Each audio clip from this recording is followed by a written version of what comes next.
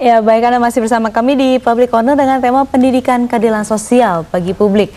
Nah, kami juga masih menantikan pertanyaan, komentar, ataupun saran Anda. Silakan hubungi nomor telepon 583022. Seperti Bu Rosita yang sudah ada di ujung telepon. Halo, Bu Rosita. Halo. Iya, silakan, Ibu. Saya mau bertanya tadi masalah keadilan sosial. Iya. Sejauh mana keadilan sosial menurut Bapak pengamat?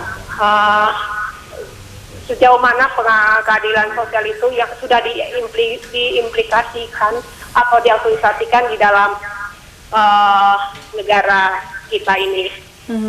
Itu keadilan sosial itu Baik, pertama. itu yang saja. Kedua, Ya. Yang kedua yang saya tanyakan, apakah keadilan sosial itu berlaku bagi kaum marginal secara praktek, bukan teori? Saya mau yang prakteknya. In reality-nya ya, Bu, ya? Yang realistisnya. Ya, menurut Ibu sendiri? Ya, saya sebagai orang aktivis di lapangan menangani anak-anak jalanan, belum. Karena kalau anak-anak itu sakit di rumah sakit pakai askin, dia nggak diobati penyakitnya, malah dicuekin dulu dan bahkan diminta uang DP. Baik. Namanya di deposito dulu duit 2 juta atau 1 juta. Apakah itu keadilan sosial? Nah, itu. Terus masalah pendidikan. Pendidikan serba semua bayar. Teori prakteknya, teorinya bayar. Gratis. Tapi setelah masuk ke sekolah, buku harus beli di dalam, baju batik, kaos, dan macam-macam. Ya, jadi banyak sekali ya, Bu, ya, yang bertolak belakangnya. Nah, teorinya sih manis banget gitu. Bagaimana ini praktek lapangan keadilan sosial supaya dirasakan oleh rakyat, khususnya kaum marginal. Karena kita banyak kaum marginal loh di Indonesia ini. Oke. Baik, kemiskinan. Oke, ya, makasih baik. Ibu. Ya, terima kasih ya Bu Rosita ya. Ya, itu sebuah, ya kalau kita baca di media, kita dengar di TV juga, semuanya pasti menyatakan bahwa realitinya seperti itu. Ya, dalam respon kearifan-kearifan Bu Rosita dan kenyataan-kenyataan di lapangan memang membuat kita semua harus ada dalam posisi untuk menyatukan komitmen tadi. Dan saya melihat sebenarnya jika ingin saya bagi dalam tiga kondisi yang terjadi adalah dalam kondisi nasional, kondisi skala nasional, sebenarnya kebijakan-kebijakan yang dibangun oleh pemerintah itu sudah memberikan fondamen dan landasan untuk terciptanya kondisi-kondisi tadi. Baru kebijakannya nih ya? Kebijakannya. Kemudian dalam ruang penyatuan komitmen dengan implementasi kebijakan itu memang menjadi tugas para aplikator-aplikator di lapangan. Dan ini memang salah satu ciri dari protean government, pemerintahan yang terus-menerus berubah arah dan bentuknya, tapi tidak mengingkari akar DNA-nya, itu memang bangsa Indonesia. Sekarang di negara-negara di seluruh dunia pun, isu tentang keadilan sosial itu akan menjadi semacam isu strategis yang akan terus diuji dalam konsep-konsep protean government tadi. Pemerintahan yang terus berubah, tetapi dia tidak meninggalkan akar DNA bangsanya. Nah, sehingga jika kita ingin konsisten dengan alur tadi, Mbak, ya mestinya apa yang terjadi dalam proses bagaimana kebijakan-kebijakan simultan pemerintah, kemudian aplikator-aplikator di lapangan itu bisa memberikan semacam ketentraman kepada masyarakat, harusnya ketentraman kepada masyarakat. Nah, karena itu saya tadi kan menawarkan bagaimana kalau di kelompok-kelompok marginal, masyarakat yang belum beruntung, itu ada batu penjuru atau pangkalan-pangkalan di mana proses ketidakadilan itu dapat diselesaikan sesuai dengan norma-norma sosial yang terbangun. Siapa ini yang jadi batu-batunya? Siapa orang-orang yang mau jadi batu-batu penghubung antara kelompok margin dengan keadilan sosial ini? Nah, seperti yang saya bangun di Sekolah Menengah Kejuruan 49, Mbak, di Marunda. Marunda itu kan kawasan di ujung Jakarta ya. Di sana kan terbangun sebuah kompleksitas kawasan yang sangat menarik. Ada kawasan industri Marunda, juga ada kawasan nelayan dan sekitarnya. Kemudian di sana juga ada sekolah menengah kejuruan. Di sana kita akan bangun laboratorium di mana akses to justice tadi memberikan kesempatan sekolah-sekolah di negeri ini tuh menjadi batu penjuru dan pangkalan salah dalam satunya berarti melalui sekolah. Melalui sekolah tadi. Karena itu saya menawarkan agar ada bentuk sekolah-sekolah pembinaan khusus di mana peran guru, siswa dan masyarakat yang belum mendapatkan akses to justice tadi dipertemukan di sekolah tadi. Berarti nanti ada SMK jurusan hukum yang membela rakyat-rakyat marginal ini untuk mendapatkan keadilan yang setara dengan yang lainnya. Mungkin itu sangat bersentuhan dengan bagaimana kita membangun model pendidikan. Tetapi yang saya ingin sampaikan, kita selama ini belum mengintegrasikan fungsi-fungsi sekolah-sekolah kita yang jumlahnya sudah puluhan ribu di seluruh Indonesia itu menjadi batu penjuru dan pangkalan dalam rangka membangun akses to justice. Baik, tadi. bayangkan kalau semuanya berfungsi sebagai batu itu ya Mas ya. Kita menyapa Bu Eva nih. Halo, selamat sore Bu Eva. Selamat sore. Ya, silakan Bu. Ya kami ini menangani masalah lanjut usia di Indonesia. Tetapi yang kami lihat di dalam agenda pembangunan Indonesia, masalah lanjut usia sama sekali belum masuk di dalam agenda pembangunan. Jadi kalau kita bicara keadilan sosial, banyak orang mengira lanjut usia kan sudah tua, sudah mau mati, kenapa harus dipikirkan? Nah, di mana letaknya keadilan sosial bagi para lanjut usia? Baik. Terima kasih sekali ya. Ini baik. Sebelum kita menjawab, ini ada Pak Muhib. Halo Bapak, selamat sore Pak. Selamat sore. Iya, silakan langsung ke pertanyaan saja Pak. Iya, selamat siang Bung Dodi, selamat sore. Selamat sore Pak. Iya, Bung Dodi, saya sangat tertarik sekali nih dengan tema public justice ini atau social justice ini, karena ngomong atau bicara soal social justice kita harus kembali kepada Pancasila, Bung, karena jelas di dalam pasal 5 bahwa keadilan bagi seluruh rakyat Indonesia. Nah, keadilan yang bisa dinikmati oleh masyarakat Indonesia secara merata tentunya harus didasari atau diawali oleh political will dari pemerintah untuk memberikan aksesibilitas yang merata kepada seluruh rakyat Indonesia. Pak Muhib boleh langsung ke pertanyaannya, kata waktu kita sangat terbatas nih Pak. Iya, jadi menurut saya hanya komentar saja. Menurut menanamkan nilai-nilai Pancasila kepada tentunya siswa-siswa kita, sehingga mereka nanti akan menjadi penerus kepemimpinan bangsa ini.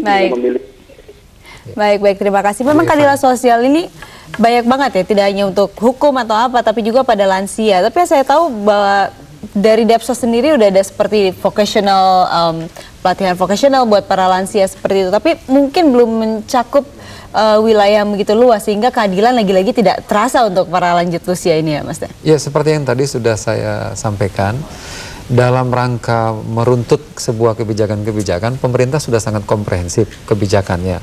Kemudian kan saya tadi juga menyampaikan bahwa aplikator-aplikator di lapangan juga adalah salah satu sisi yang menarik dalam rangka untuk menjembatani proses-proses yang tengah berlangsung tadi. Tetapi yang ingin saya sampaikan kepada Ibu Eva, bahwa komitmen bagaimana lanjut usia itu juga menjadi kelompok masyarakat yang sama strategisnya dengan kelompok batita bawah 3 tahun, balita bawah 5 tahun, 17 tahun, generasi muda, anak muda, kelompok produktif, dan kelompok-kelompok yang hari ini juga masih menjadi bagian dari citizen bangsa ini. Jadi memang mengkategorikan kok hari ini katanya lansia itu tidak mendapatkan perhatian. Itu memang salah satu sisi tadi yang setengah berproses tadi. Tetapi saya harus menyampaikan juga bahwa banyak sekali peran-peran yang sudah dibangun kelompok swasta, masyarakat, seperti dalam rangka membangun CSR, tanggung jawab sosial perusahaan, bagaimana juga kelompok-kelompok lansia juga masih mendapatkan fungsi-fungsi tadi. Jadi mungkin memang sebetulnya sudah banyak sekali gerakan-gerakan yang di beberapa sektor. Betul. Tapi ini adalah sebuah gerakan yang baru dan Indonesia itu sangat luas seperti itu ya. Jadi belum terasa secara menyeluruh seperti itu ya Mas tadi yang ingin dikatakan. Tapi menuju keadilan sosial ini Indonesia sudah hampir mendekati rasa keadilan sosial seperti itu atau sudah masih jauh? Sudah. Saya mengatakan sudah. Pertama karena justru 10 tahun reformasi ini, negeri ini sudah mengarah ke protean government tadi ya. Sebuah pemerintahan yang arah dan bentuknya tapi boleh baru berubah. mengarah, belum mencapai ke titik keadilan sosial itu dong. Saya membutuhkan sebuah cara, dan ini sudah dibangun oleh banyak teman-teman khususnya dari komunitas pendidikan di Jakarta, Ada tiga komponen Pak Muhib yang sudah dibangun di komunitas pendidikan di Jakarta. Kita punya namanya sekolah pembinaan khusus untuk bagaimana social justice, access to justice bagi kelompok marginal itu memanfaatkan peran-peran sekolah-sekolah di Jakarta. 20 sekolah yang sudah kita bangun juga sudah menunjukkan cara yang akan mendesain. Ini kita harus break dulu, itu yang pertama. Masih ada sisain 2 lagi, kita bahas segmen terakhir ya Mas Dodiat, dan pemirsa jangan kemana-mana karena kami akan segera kembali untuk menjawab akses to justice itu bagaimana saja caranya. Baik, Anda masih bersama kami di Public Corner dengan tema pendidikan keadilan sosial bagi publik. Tadi kita sudah menjawab 1 pertanyaan dari 3 yang Mas Dodi bilang, bahwa yang pertama adalah akses sekolah yang bisa menjadi wadah mediasi untuk penghubung antara keadilan sosial dengan masyarakat marginal seperti itu. Terus yang 2 lagi apa nih Mas? Ya, yang kedua adalah kita bangun yang namanya kelompok-kelompok kecil di masyarakat, sel-sel di masyarakat yang kita tumbuhkan kesadarannya bersama para volunteers untuk menanamkan bahwa keadilan itu memang milik kita semua, dan ini tidak langsung berhubungan linear dengan ketidakberpihakan pemerintah.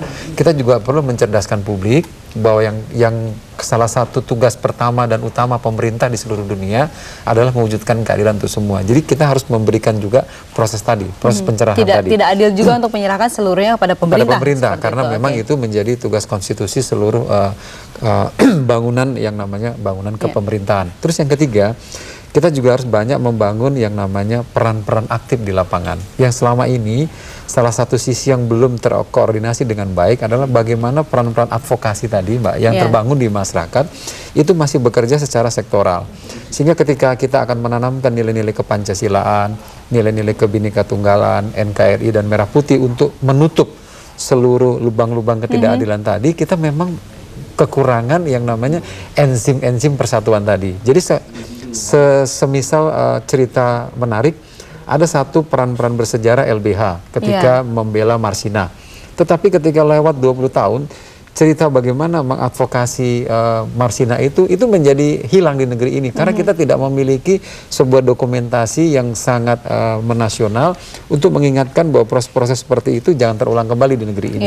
Nah, barangkali sisi-sisi tadilah yang harus kita tumbuh suburkan di negeri ini, sehingga ketika kita mau melihat, merespon ketidakadilan, seluruh paradigmanya tidak lagi berujung, oh ini salahnya pemerintah.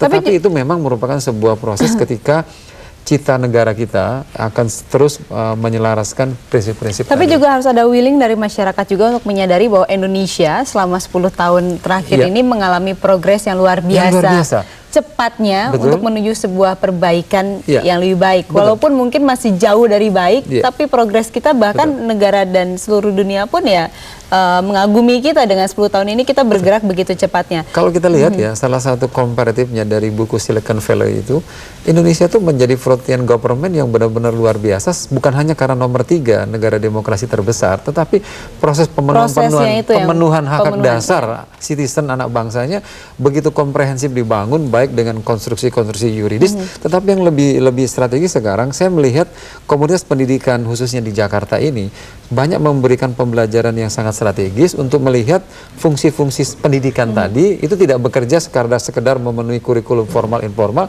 tetapi sudah mengintegrasikan keadilan sosial dengan masyarakatnya. Ini sesuatu yang menarik dan integrasi sosial inilah yang memang dan masyarakat juga sudah mulai kritis dan mereka pun mau melakukan sesuatu bagi dirinya dan juga buat masyarakat lainnya. Itu yang paling penting tidak semuanya tergantung pada pemerintah seperti itu. Dan prosesnya dengan protean government ini, perubahan pemerintahan yang baik, arah dan bentuknya disesuaikan dengan amandemen Undang-Undang 45, tetapi pembukaannya tidak dirubah. Ini memberikan peluang untuk mewujudkan Indonesia bahagia untuk semua. Itu saya pikir itu kata kunci dari keadilan tadi. Indonesia bahagia untuk semua. Indonesia bahagia untuk semua. Dilakukan dari kita sendiri, kemudian masyarakat dan juga pemerintah bersatu untuk membuat. Baik, terima kasih sekali Mas Dodi sudah dalam Public Corner sore ini. Dan pemirsa, demikianlah Public Corner kali ini, dan tentunya atas nama seluruh kerabat kerja yang bertugas, Sigita Nafiza mengucapkan terima kasih atas perhatian Anda. Dan kami tunggu kritik maupun saran Anda di publiccorner@metrotvnews.com. Dan kami akan menjumpai Anda kembali di episode berikutnya, tentunya di jam yang sama dan hanya di Metro TV. Sampai jumpa. Jelajahi cara baru mendapatkan informasi. Download Metro TV Extend sekarang.